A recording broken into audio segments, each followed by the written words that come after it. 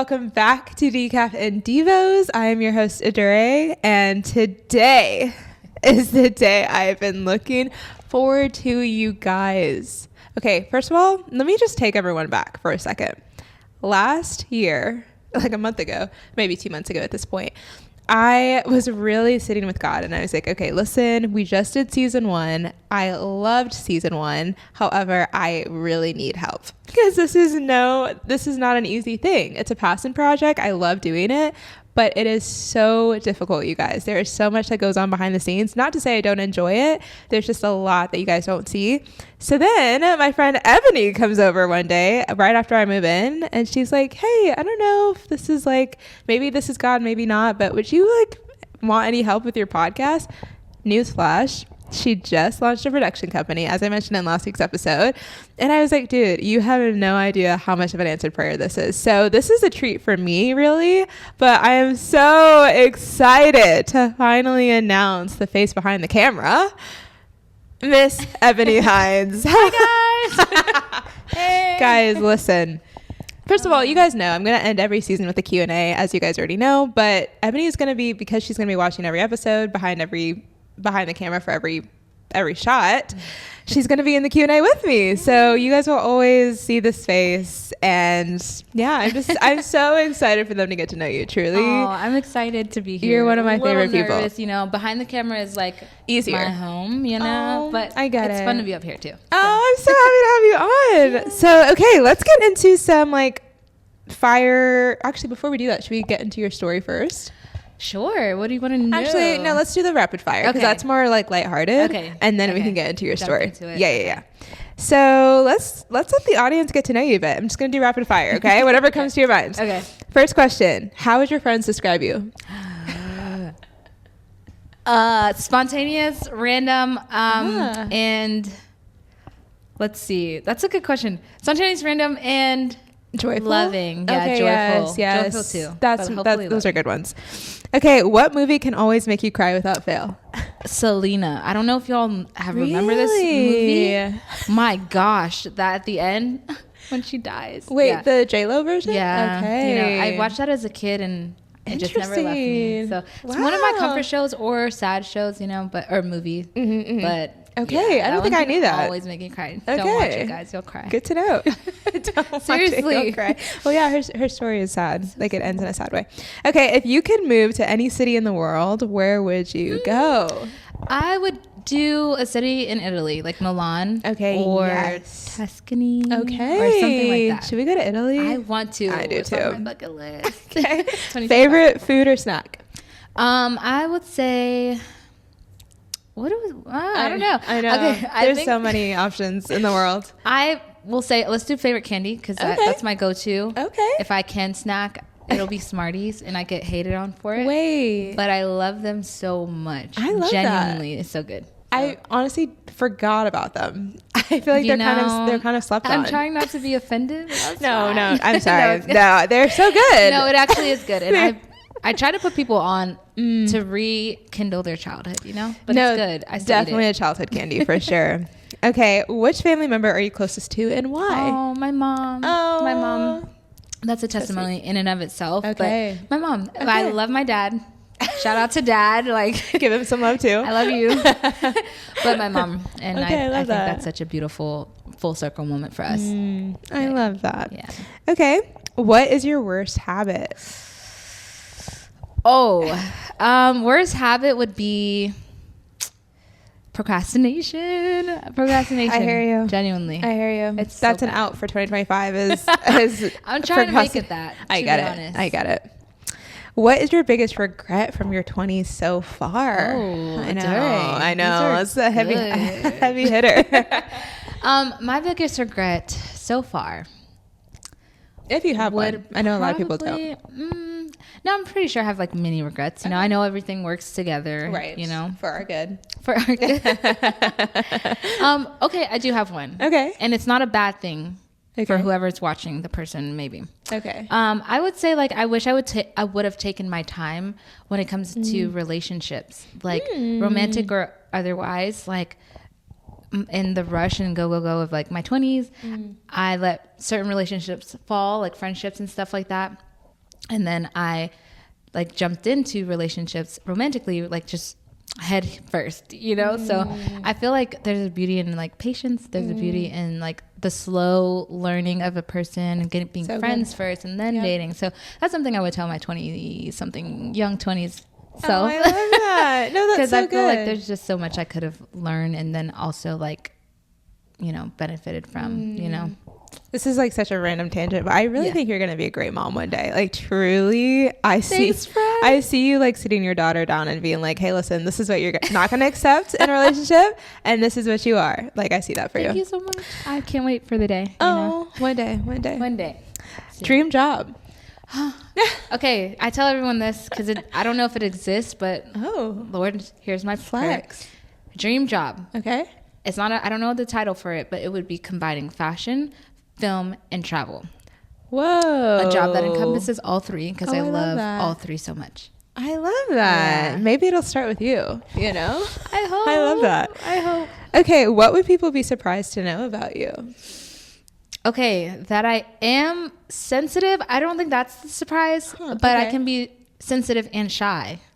Okay. Yeah. Very interesting. People don't believe me when I tell them I'm shy. No, because you're very outgoing. So I get that. And just very friendly. So I think that's probably why. I worked on that. I really did. As a child, I didn't talk. So yeah. Ebony, you're so cute. I can imagine like 10-year-old version you. Oh my adorable. gosh. Okay, last question. Favorite scripture or favorite book of the Bible? I'll take either. Okay. Favorite scripture right now is Psalms 25:14. Okay, let me hear it. That is the fear of the Lord.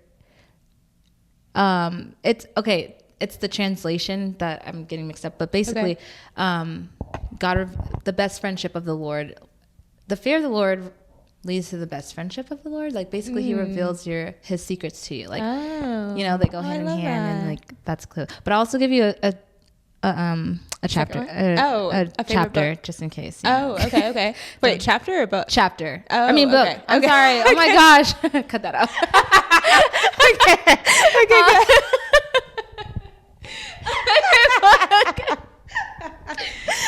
Oh my goodness. I love you. Easy one. Favorite book of the Bible is Esther. And that's something I've loved since I was a kid. And she gave me so much inspiration. You are an Esther. 1,000%. You are. She is I loved her story. And even as a kid, I understood it to the, somewhat. So that always, I was like, huh. Oh, I love that. So cool. A little young woman could do so much. So is she like the Bible character that you like related to most? Yes, okay. At that time. I love that. Yes, I for love sure. That. Mine's always been Joseph. Really? Oh, I love so random. Honestly, but I love that guy. Yeah, he's kind of top notch. Right? And like how many people in the Bible does it refer to as like being handsome? You know, like the fact that he was mentioned to be handsome, you gotta know funny. that he was handsome. That's good. That's and good a good point. man of character. Just saying. Anyway. Where's your Joseph? Where's my Joseph? Hello. Anyway. He's on his way. He's on his way. Okay. Well, thank you again for coming on. I would love to, I know we've talked about this so many times, but for the people, maybe give like a quick little snapshot of like, where do you come from? What's your story? How did you get to know the Lord? All the things. Yeah. Wow. Okay. In like a nutshell. Yeah. So I am, my parents are Caribbean, so we are Caribbean at heart, I grew up in Boston, though that's where I'm born and raised. And then we moved to Georgia not too long or somewhere in my childhood. But, I didn't know the Lord growing up. I did, get to have a relationship with him and kind of understand for that age who he was and stuff like that. And then as I got older, life lessons and everything, college, everything came together to continue deepening my relationship with the Lord. Moved to Las Vegas for a little bit. That helped me when people say like you don't have your parents' faith, it's really true when you go so far away. And so that's when it gets tested. Sure. you'll really know what you're made of when it comes to the relationship you have and what you can stand on. And so I feel like even though that might have been like one of the toughest times of my life, like that also was the best time because I got to develop on my own in my relationship with the Lord. And then came back, and then I went to college and studied everything, and then landed on film. And Yeah, but when I did not graduate, and that's the thing that I don't say, but I feel like I should say it. Like I literally had 2 semesters left, and it was a struggle. I worked 2 jobs and was going to school full time and was commuting, and it was just hard. And I was like, God, like, come on, please, Be so for real. Yeah, make it easy on me a little bit, like, you know what I mean? But truly, when I say like that wasn't in His plan at that time, because 2 things. One, I relied so heavily on that being part of my identity, not without knowing it, but that's the truth. Both of my parents have their masters. My mom is just so genius, you know, and then my brother didn't go to college. So I was like, oh, I am expected to be the child to go. So anyways, that was something that came up later. Didn't finish my college because of work and things, but the way that God led my life, all the jobs that led to me working in production and things like that, like it all came together, and He did that so that only He can get the glory. Because where I am now, it doesn't make any sense. I don't have a degree, but God. So that's me. Okay, girl. You know we're going to have to unpack that a little bit, because why did I completely forget this part of your story? Yeah. That's huge. And I relate to that so much, because I like had to drop out of college at one point because my parents like couldn't afford it, and they had just split, and a lot of financial issues and blah, blah, blah. But like, I remember feeling like, oh my gosh, so much of my identity was in school, because you're in school from like literally the second like 2, 3 when you can go to pre-K, and then all the way through 22 when you graduate. So like being a 20-year-old and having to drop out was huge for me. So like, how did you did that rock your faith at all? Like, take me through that a little bit. It did in a way, to be honest, because I was like, I didn't realize I liked school that much, which I didn't, but it was like part of I was like, okay, what do I do now? Right. And I did, because I had to trust that God still had a plan for me without this thing. That's where my faith had to really kick in, and like, do I actually believe that He still knows who I am, has a plan, is going to be faithful to fulfill the plan, and me being tucked in that will, you know what I mean? So it was really hard to not do every and anything at that time. I'm like, I'll do whatever, but staying, not everything's beneficial. Totally. At all. At all. Totally. But yeah, I wasn't perfect. I'd had a million jobs, but finally was able to, like, I believe it all worked together for where I am now.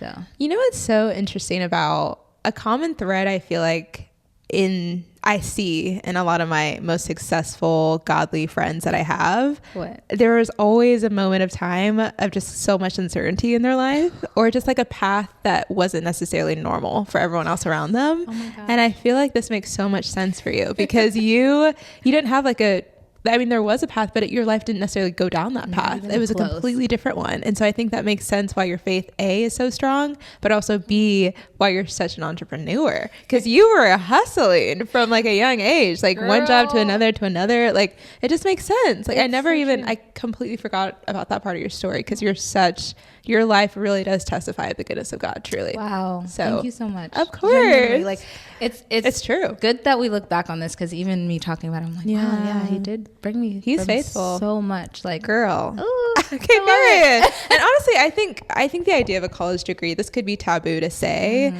but it's not. Like, I think back in the day when our parents were doing that, it's like their jobs were just so cookie cutter, you know? And nowadays it's like there's so many new ways to like make hundreds of thousands of dollars that people don't necessarily need a college degree anymore. Yes. So anyway, I just want to say, like, I really admire you for even admitting that to the world, because I think that's like truly such a beautiful. I did do that, didn't I? No, I love it. I'm glad I did, because I love it. I mean, it's part of my story. I'm so glad you did. So, yeah. No, I love that you did.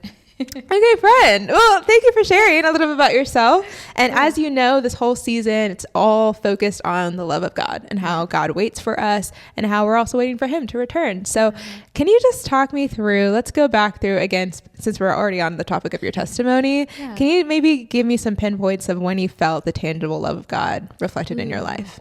Or even like the earliest memory you maybe have of it, you know? I know, let's reflect. That's a beautiful question. Yeah. Okay. Let me go back to the earliest moment. Okay. Yeah. I would say I was maybe 7 years old. My little. Stop. 7 So cute. This is such a random story, but I just remember, I journal about it. I remember it to this day. So I'm just going to say it. And if it's weird, just forget I said it. Okay. But we had just moved into a house in Boston because we were living in an apartment, me and my brother and my parents. And it was my 7th birthday, and we had just moved into my house, and I had my room for the first time, and it was a beautiful room. It was overlooking my backyard, and I just remember going to bed that night, but then waking up on a Sunday morning, and it was like my whole room was filled with the sun. There was a little blue jay, I kid you not, on my windowsill, outlooking the green like tree. Oh my gosh! Wow. And like I woke up and I was like, this is my room. This is where I am. And like, it was just like, everything was like, and then, I smell my dad, he's the cook in our family.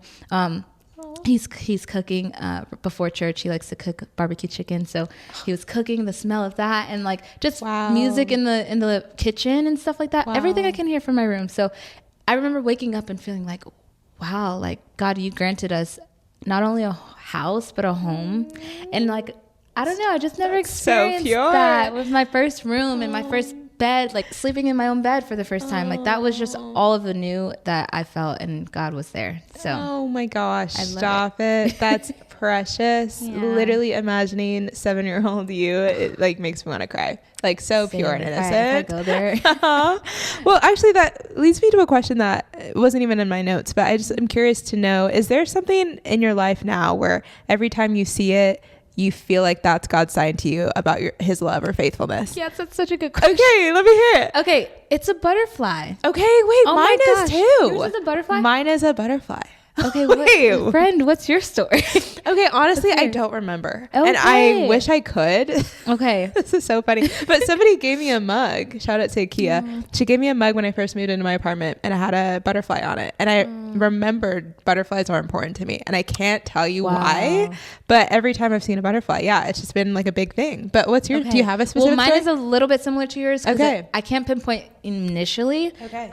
But the reminder was a butterfly because it was always important to me as a child. I just didn't remember it. Like my whole room was at one point themed butterflies. I had like stickers on the wall, everything. So it was actually when I moved here. It was an interesting situation that was a last minute thing. So I needed to find a place ASAP. And it looked impossible in always, like in every single way, right? And something happened and the apartment that I was going to get got given away, and the lady was like, "We'll just come back and just see if there's anything else you'd want." The price changed, everything changed, and I'm like, God, how? Like it was already impossible.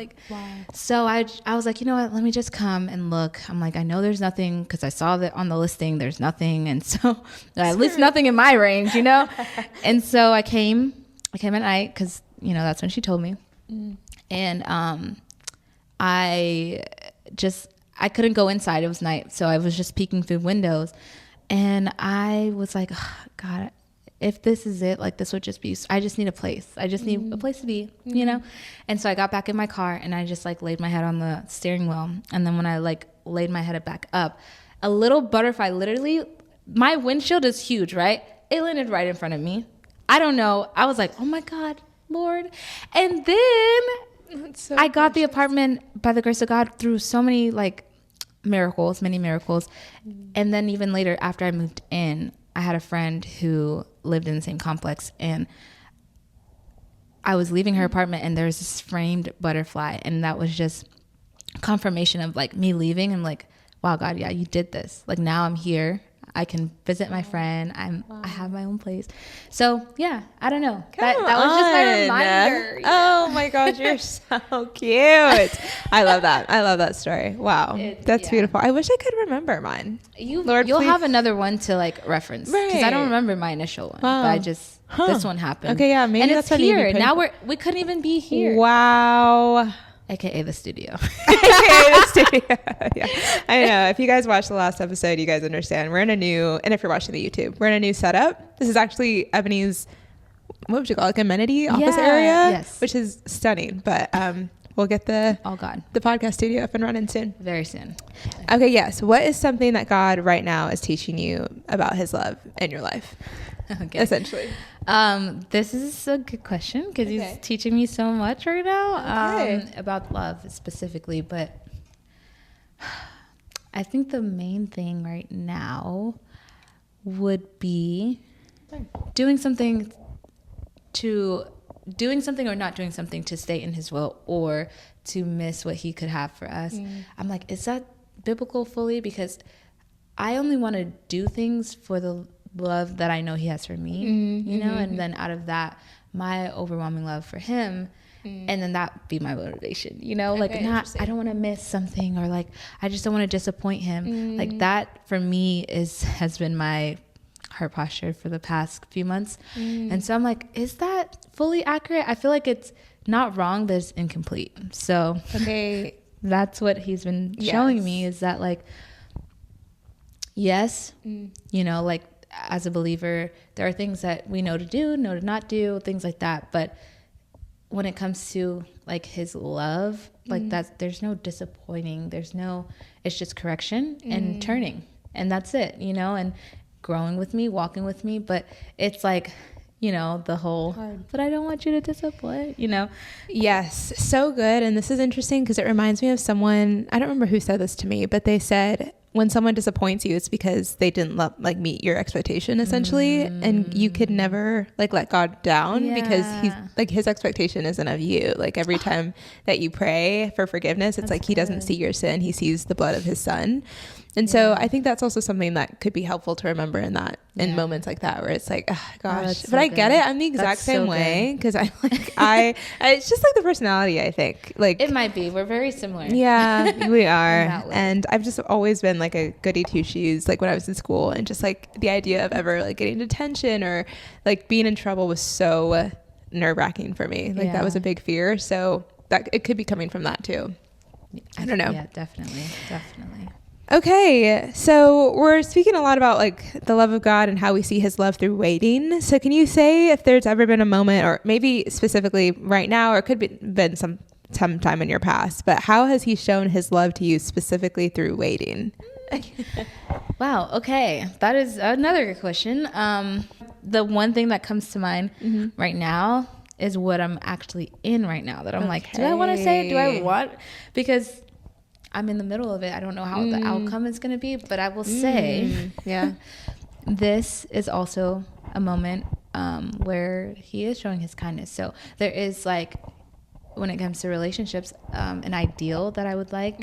There's a person that I would like, but we're in this season of waiting, right? And so in this waiting, we don't know what the end result will be, but I think this is his kindness for me, for him, for what we have, what God has for us in the future. You know what I mean? And so, yeah, I think right now is an example of a kindness that he's making me wait. He's calling me to wait. And when I say wait, I mean like not being in a relationship with this person, right? So if that at the end of the waiting, it's like, okay, that wasn't my person. Cool. I just saved, you know, some heartache. Still gonna have a heartache, but you know, it could be worse. But then at the end of this waiting, if it is, like, how cool would that be? Because then it would be time, you know, to move into a relationship. So I will say that super in the middle of it right now. So check back. I was gonna say, I mean, thank you for sharing that, because I know that's it's not ever comfortable to talk about things when you're like in it, because like you said, you just don't know how it's gonna end. And I think maybe a lot of that could be our human just like fear of like, okay, I don't want to speak about it because then like, what if it doesn't go the way I think it's going to go, and like shame and whatever. But that a lot of times, I remember a conversation I had with my mom before I even moved to Atlanta, and I was telling her about this job opportunity I really wanted to go for, and I applied for it, but I was like so afraid, like I didn't want to tell anyone about it, but I was like, Mom, you're such a prayerful woman, like I would love your prayer. And my mom was like, Jerry, what a disappointment truly to like, you're missing out on an opportunity to have faith and to also encourage other people's faith because you're afraid. Like if it doesn't go well, then like that's not going to shock God, but like it's going to test your faith, you know, and it's going to stretch your faith. So Anyway, just Come thank you on, for saying Mom. that. I know. No, genuinely. She stays reading me for real. Shout out to Mom. That's what moms do, honestly. True. She knows me so well. But I love that. so can you talk about maybe, sorry, I know we're like so over time already, but I want to talk about stay like, here all day. the whole point of waiting. Like, what do you feel like, and you could speak about yourself, you could speak just in general, but what do you think is being produced in those moments? Yeah. And why do you think it's so important? Wow. So as we learn, right, waiting is so crucial to not only prepare us for what he wants to give us or what we're wanting to walk in, right? But it prunes us. It literally stretches us. It gives us like tougher skin, for lack of better words. Everything. It teaches us how to wait. Like sometimes the thing is not even, you can't have it. The whole point was to teach you how to even wait, you know? So like sometimes it's not even a dramatic, you got to grow, you have to do this. No, it's just like, let me see how you wait. Wow. You know what I'm saying? And I'm like, oh my gosh, I just want to pass all the tests. No, I'm kidding. That's the old me. No, we're not working for the love. But truly, like, there's so many things in the waiting that if we really could grasp, and we, like me too, could grasp everything that God is doing in the midst, during, we would be like, wow, I'm so glad that we waited. I'm so glad it took me however many years to get this car. So yeah, it's all the above. Pruning, like suffering, learning, growing, all of the things. It's so funny. I think waiting is so difficult for our specific generation because we're in such a like microwave time where it's like everything's quick. TikTok, 7-second videos. Like we're at a point where people are now, I don't know if you've seen this, but you have to hold down the right side to speed it up because there's no way. No, I'm serious. And so it could be like a 30-second video, but people still like hold it down because it goes 2 times faster. So anyway, we're just in a very, I mean, that's just our generation. Like everyone's trying to like get things quick. And I mean, that's why YouTube kind of faded out for a while because it just, the videos were too long. Yes. And it's like, why did this, anyway. So I think that's why waiting is so difficult for our generation because things come so easy. Yes. But that's what's so interesting is that the things that do come easy, a lot of times they either don't stick, like they don't stick and it's quick for them to leave just as much as they came in. Yeah. And also like, it doesn't feel as rewarding. Like the things that you like wait for and you're like really grinding for, or you're like being disciplined about, like even like think about practically in the world, like when you're going to the gym every single day, when you're being like consistent and disciplined, like, I don't know. I just think that's more rewarding than like, which like no shade to anyone who is obviously doing anything to like love your body. Yeah, I respect it.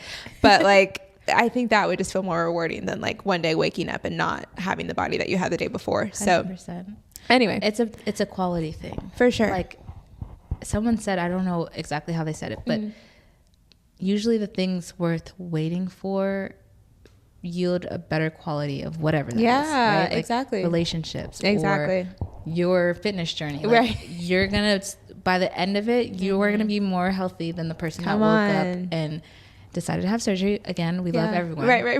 That does both. Yes. I'm just saying, like, it's longevity, it's quality, it's all of these things. No, 1,000%. And like when somebody gives you a product and they say, yep, this hasn't been tested before, never yet released, but like we want you to try it, you'd be so terrified that it didn't go through its process. Yes. And so I think that's kind of what I think about when it comes to waiting. Like I don't want to be a premature work of art, you know, like I don't want to get into a relationship and be like, man, I wish I did my singleness better. So you know what I mean? Because there's just no going back. So you said it. It's a process. It's a process. Is and not just a process to move through. Like I think it's a process to grow through. Like I think a lot of times people are always looking at singleness as like just something to get by. Like I just can't wait to get to my season of dating, or I can't wait to get to my marriage or my children or whatever. And it's like I always hear people say like you're going to miss your single years, not in a sense of like, maybe you want to go back, but there are moments of just like, I wish I did it better, you know? And I just don't want to feel that way. So anyway, I agree. Yeah. Just going back to what you said about quality, cause that's really what it's about. Anyway, okay, let's wrap this up. Oh, sorry. No, it's okay. I'm here. Good. Let's wrap this up. Can you tell us, to the audience, what is one piece of advice that you would give? It could be relating to the topic. It could not. Just whatever's on your heart. Let the Holy Spirit rip. What's your one piece of advice for the audience? Okay. One piece of advice that I would really encourage, as I try to do the same, is to really lean in to what God is telling you to do and obey. Like, listening is one thing, but obeying is another. Whole other thing. And today, and together today. Yeah. Together, truly, it's unmatched. And I truly, well, two things, actually. The fear of the Lord. Okay. Please hear me when I say, okay, you can do everything. You can love the Lord. You can think he's your best friend. You can read your word. You can know your word. But if you don't have the fear of the Lord in you, if you don't reverence him, if you don't believe that if you don't understand, he's a holy, matchless God, and not a God that's there to strike you down. Right. No, he's a loving God, but he's also so righteous. So when he tells you to do something, we better do it. Okay. When he shows us a way to go, we better go that way. Yeah. And not because, he'll strike us if we don't, but because we know who he is, right? And we believe it. If we know the creator of the universe said to do a thing, if I truly believe it, why wouldn't I do the thing he said to do? You know? So I think all of those things go together. The fearing the Lord truly will lead you to listen and obey together, because you can hear him and be like, but fearing him will lead you to listen and obey because you believe who he actually is. So that's what I'm learning.